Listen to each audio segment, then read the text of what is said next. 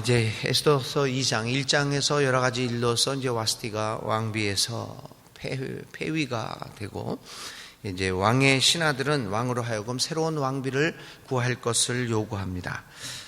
이 왕은 신하들의 요청을 받아들여서 왕비를 구하게 됩니다.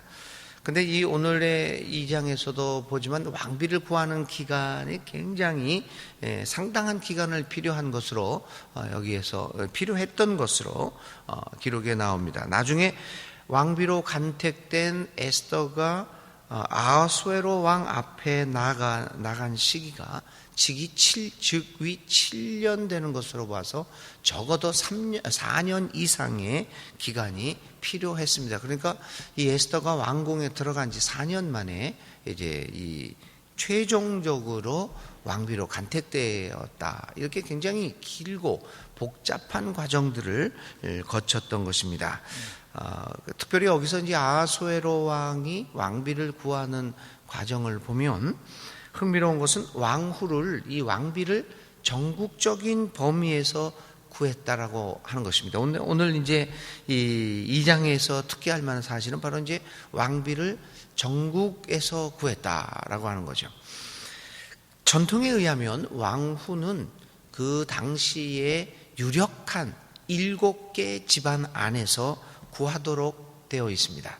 그러니까 이제 최고위층의 7개에 달하는 가문에 속해 있는 처녀들 중에서 왕비를 간택하는 것이 전통이었는데, 오늘 이 아하수에로 왕이 구하는 왕비는 그 전례를 깨고 전국적으로 이제 구하는 것이었습니다.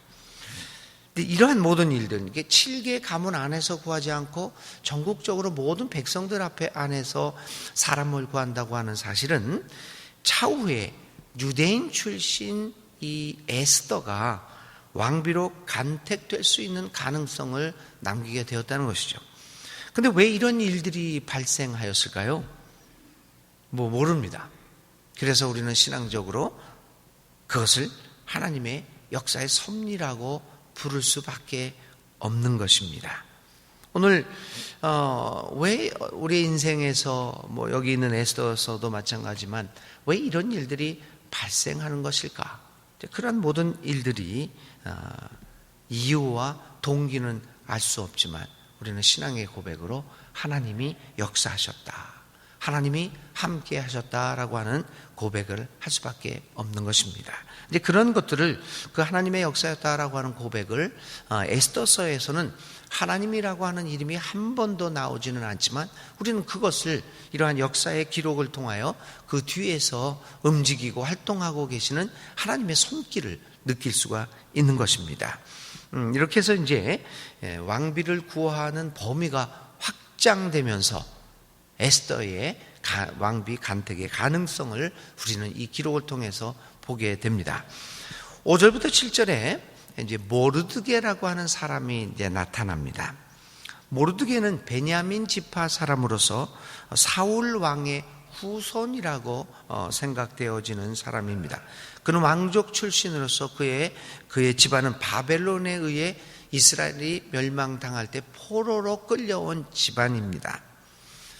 그런데 이제 나중에 페르시아 왕이었던 고레스에 의해서 많은 사람들이 팔레스타인으로 다시 돌아갑니다.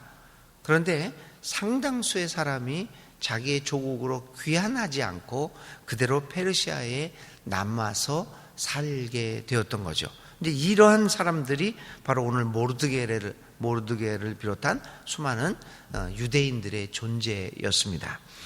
이 모르드게는 사울 왕의 집안으로서 이렇게 페르시아에 남아서 바벨론에 남아서 살아가고 있던 사람으로서 마음에 여러 가지 한을 품고 살아가는 사람이었습니다. 이스라엘의 멸망을 가슴 아파하면서 언젠가는 하나님의 인도하에 자신의 조국이 해방될 것을, 그리고 또 이 자신들의 유대 백성들이 하나님 나라의 백성으로서의 명망을 유지하면서 살아갈 수 있을 것을 기대하고 있던 사람입니다. 그는 아하수에로 왕의 왕비 와스티가 폐위되고 그리고 얼마 후 새로운 왕비를 간택한다는 소식을 듣습니다. 그 소식에 그는 고무되었습니다. 그는 이 기회를 통하여 그리고 거기다가 더 놀라운 것은 왕비를 유력한 7 가문 안에서 간택하는 것이 아니라 전국에 걸쳐서 가문을 묻지 않고 왕비를 뽑는다는 소식을 접하게 됩니다. 어떻게 이러한 일이 있을 수 있을까? 모르드게는 이 일을 통하여 그 속에서 역사하시는 하나님을 보게 되고 그는 그의 조카 딸 에스더를 통하여 하나님이 역사하실 것을 믿으며 에스더를 준비시키게 됩니다. 믿음의 사람들은 이 같은 역사의 흐름을 꿰뚫어 보는 능력을 갖고 있습니다. 진정한 하나님의 사람들, 하나님의 섭리를 확신하는 사람들은 이 역사의 흐름을 꿰뚫어 보는 능력을 가진 사람입니다. 이러한 이 하나님의 역사에 확신을 가지고 있는 모르드게는 왕비 간택 공고를 보고 그의 조카 딸 에스더를 떠올립니다. 여러분 어떻게 생각해 보면 포로 출신 피지배국의 사람이 지배국의 왕비가 된다는 것을 상상할 수 있는 일입니까? 실은 가능성이 없는 일입니다. 그런데도 모르드게는 그 꿈을 꾸게 됩니다. 그의 민족이 수치를 싣고 지배국의 정상에 설 수 있다라고 하는 꿈을 꿉니다. 그것은 마치 요셉이 노예로 끌려가서 후일 이집트의 총리가 되는 것 같은 꿈이었습니다. 모르드게는 전혀 실현 가능성이 없는 일을 꿈꿉니다. 그런데 여러분, 꿈은 무엇입니까? 비전은 무엇입니까? 사실 꿈이라고 하는 것은 가능성이 없는 것을 바라보는 겁니다. 그래서 꿈입니다. 늘 할 수 있는 일만 하는 것, 실현 가능성이 있는 일만 하는 것, 그건 꿈이 아닙니다. 꿈은 실현 가능성이 없는 것을 내다보고 그것을 향하여 나아가는 것이죠. 그래서 꿈이고 그래서 그것이 믿음입니다.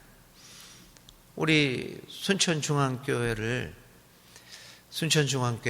죽어가고 있는 신뢰를 잃고 있는 한국교회를 다시금 신뢰를 회복하게 만드는데 가장 핵심적인 교회가 되겠다. 이게 실현 가능성이 있다고 여러분들 생각합니까?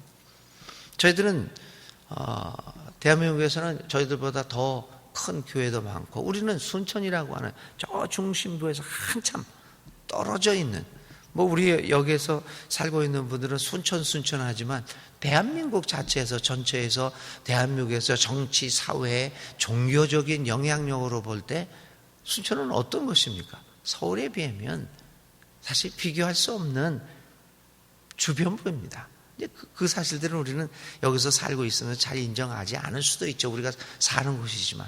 그런데 전체적으로 보면 사실 그 영향력에 있어서는 그렇게 큰 거를 발휘할 수 있겠습니까? 모든 것은 수도권에서 일어나는 일이죠.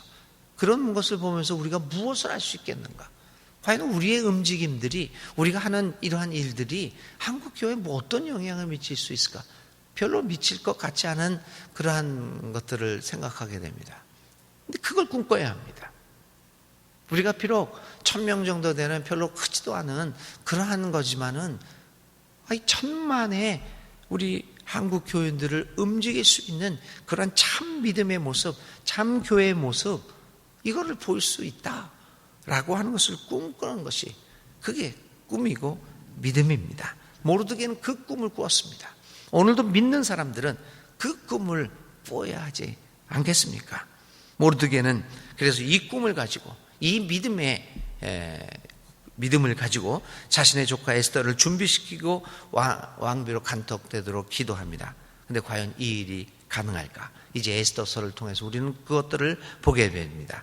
드디어 에스더는 왕궁으로 들어가서 왕비 간택의 과정에 참여하게 되었고 에스더뿐만 아니라 전국에서 수많은 여자들이 왕비 간택 과정에 참여하게 되었습니다. 이 과정은 상당한 기간을 필요로 하고 있었을 뿐만 아니라 매우 복잡했습니다. 그래서 이 에스더가 왕비가 된다고 하는 일은 점점 어려운 일로 보여지게 되었고, 과연 유대 출신의 여자가 이러한 복잡하고 긴 과정을 통과하여 왕비가 될 수 있을 것인가? 우리는 이 사건을 보면서 그 가능성은 점점 줄어들고 있다는 것을 느끼게 됩니다. 그런데 성경의 기록은 우리의 상상과는 전혀 다른 반전을 보입니다. 먼저 에스더가 왕궁으로 들어가자마자 만난 사람은 후보들을 관리하는 헤게라고 하는 사람입니다. 그런데 헤게라는 사람이 에스더를 보자마자 마음에 들어합니다. 수많은 후보자들 가운데 이 헤게는 에스더를 주목하게 됩니다. 그리고 그녀에게 각종 혜택을 베풀어 주게 됩니다. 좋은 음식, 좋은 화장품, 또 시녀로 하여금 시중을 들게 함으로써 에스더로 하여금 최고의 조건을 갖추도록 모든 배려를 아끼지 않게 됩니다. 헤게의 이 사람의 에스더를 향한 호의를 우리는 어떻게 생각할 수 있습니까? 모릅니다. 왜 그런 일이 헤게의 눈에 왜 에스더가 마음에 들었는지, 왜 그가 에스더를 눈여겨보게 되었는지. 아마 수백 명의 여자가 있었을 텐데 왜 하필이면 에스더가 눈에 들어왔을까? 하나님의 역사라고 하는 것 외에는 우리는 아무런 설명을 찾을 길이 없습니다. 교우 여러분, 우리는 살아가면서 이 같은 이해할 수 없는 일들을 무수히 만나게 됩니다. 왜 그랬을까? 왜 그 일이? 그리고 그것을 우리는 하나님의 도우심과 인도하심으로 고백할 수밖에 없습니다. 인간의 능력을 넘어서는 일에 하나님의 함께 하심을 믿고, 그래서 오늘도 우리는 하나님의 역사를 믿으며 우리의 인생을 살아가는 것이 아닙니까? 에스더를 읽으면서 우리는 바로 그러한 이해할 수 없는 일들 가운데서 하나님의 역사를 발견하게 되는 것입니다. 하나님의 도우심과 인도와 역사 없이 우리들이 할 수 있는 일이 얼마나 있을까? 다시금 에스더 2장을 읽으면서 우리는 생각하지 않을 수 없습니다. 드디어 에스더가 왕비로 간택됩니다. 정말 불가능했던 일이 이루어졌습니다. 모르드게가 실현 가능성이 전혀 없었다고 보기에도 부족할 것이 없었던 그 꿈이 이루어지게 되었습니다. 누가 보아도 유대인 출신 에스더가 왕비로 뽑힌다는 것은 있을 수 없는 일입니다. 그럼에도 불구하고 에스더는 왕비가 됩니다. 어찌된 일인가를 다시 묻지 않을 수 없습니다. 오늘의 성경 기록 중에서 몇 가지에 주목해 봅니다. 에스더는 별다른 치장을 하지 않고 왕 앞으로 나아갑니다. 15절입니다. 그런데도 누가 보아도 가장 아름다웠습니다. 17절입니다. 왕은 에스더를 보자 그녀에게 반했고, 그래서 그녀를 다른 어떤 사람보다 더 사랑합니다. 17절이죠. 에스더는 모든 여자들을 제치고 왕의 귀여움과 사랑을 독차지합니다. 17절입니다. 18절엔 왕은 에스더의 머리에 관을 씌우고 왕비로 삼게 됩니다. 이 일련의 과정을 성경은 차례차례 기록을 합니다. 그 성경에서 이야기하는 것은 에스더의 이 왕비 간택에 의해서 그 간택 과정에 있어서 하나님의 역사하심을 강조합니다. 비록 하나님의 이름은 나타나지 않지만 읽는 이 일을 읽고 있는 유대인의 독자들은 그 배후에 무엇이 있었음을 누구든지 간파하고 있습니다. 하나님의 역사는 우리들의 상상과 예상을 뛰어넘는 신비로움 그 자체입니다. 하나님의 역사의 신비로움을 확신하고 살아가는 것, 그것이 신앙의 모습입니다. 눈앞에 보이는 것, 실현 가능한 것만을 보면서 살아가는 것은 올바른 신앙인의 모습이 아닙니다. 신믿음은 우리가 바라는 것의 실체요 증거가 아니겠습니까? 오늘도 우리는 이 하나님의 역사의 신비성을 믿고 살아갑니다. 우리의 삶에서 발생하는 여러 가지 일들을 통하여 우리는 하나님의 놀라운 역사를 경험합니다.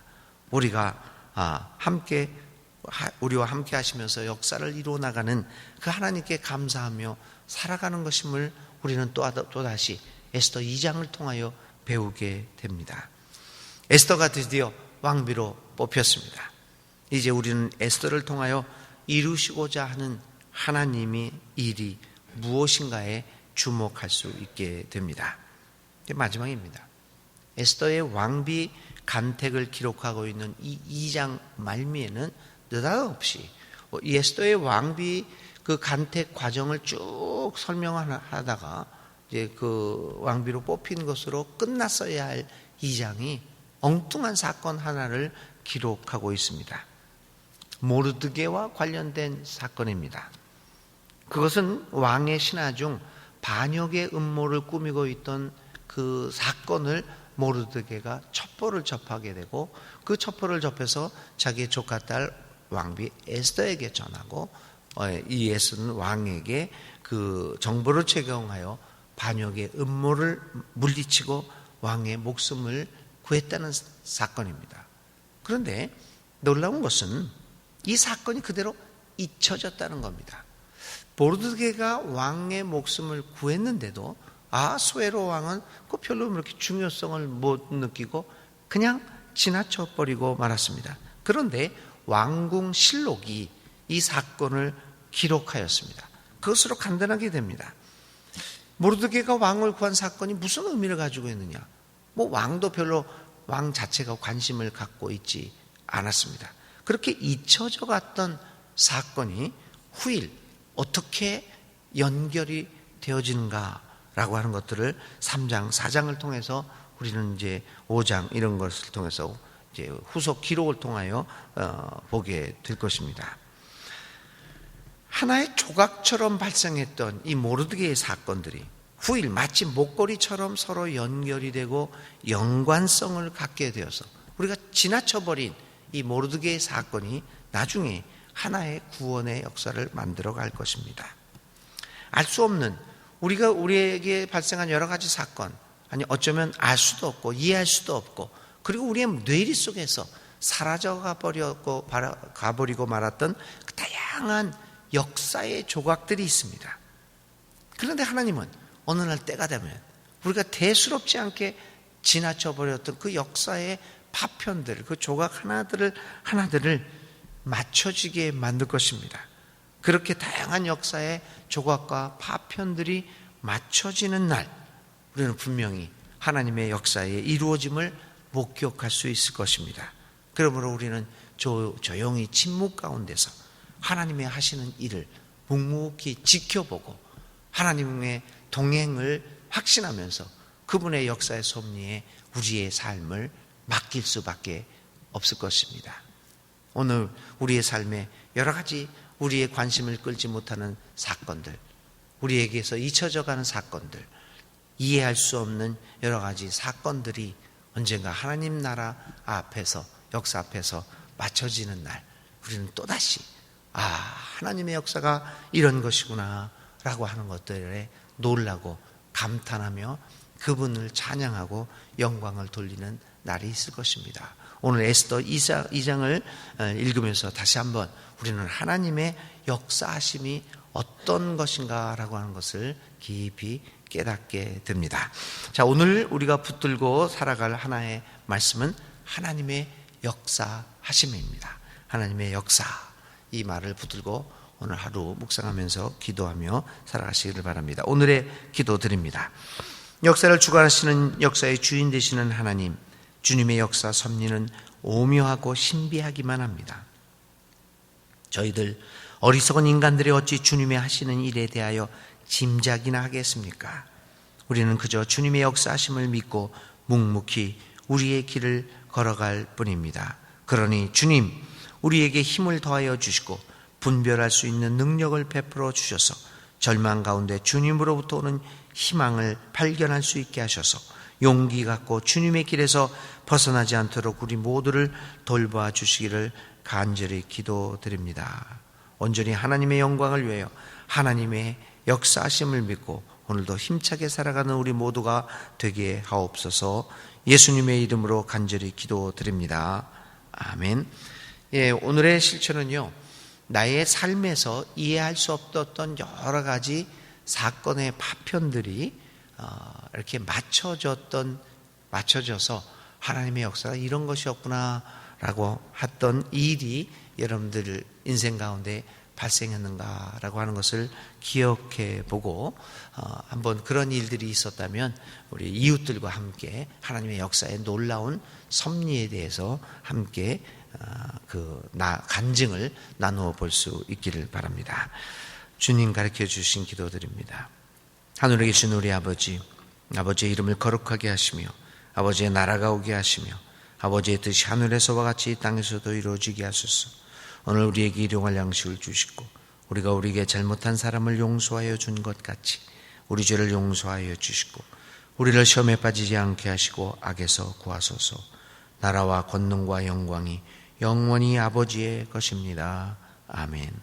오늘도 하나님 앞에 간절히 기도드릴 때 주께서 우리와 함께 하십니다.